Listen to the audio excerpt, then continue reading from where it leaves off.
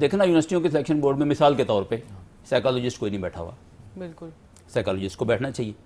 اگر ہم C S S کے ایگزام میں اس کے انٹرویو میں سائیکالوجسٹ بٹھاتے ہیں تو یونیورسٹی کا پروفیسر جس نے قوموں کو بنانا ہے اس کو ہم سائیکالوجسٹ کی ہیلپ لیے بغیر رکھ لیتے ہیں, تو مجھے بتائیں کہ وہ کیا کام کرے گا. اور اس کی وجہ سے ہمیں, میں خود گواہ ہوں اس چیز کا ذاتی طور پر, کہ بہت زیادہ مسائل پیش آ رہے ہیں. نیگیٹیوٹی ہے دماغ میں, یا یہ فطور ہے کہ میں افسر بن گیا ہوں, میرے متحد ہیں سارے. مینٹل ہیلتھ کا مسئلہ جی صحیح.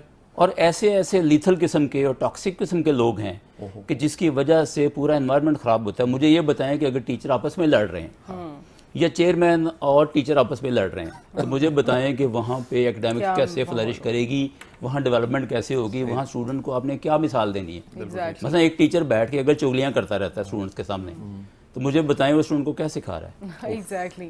اور یہ ساری چیزیں ایسی ہیں کہ ہیومن ڈیٹاکس سائیکالوجی میں بہت امپورٹنٹ ہوتا ہے, اور ٹیچر کا انٹریکشن کیونکہ ہزاروں سینکڑوں اسٹوڈنٹ سے روزانہ کی بنیاد پر رہتے ہیں تو اس کی مینٹل ہیلتھ کو بھی کنسیڈر کرنا بھی ضروری ہے.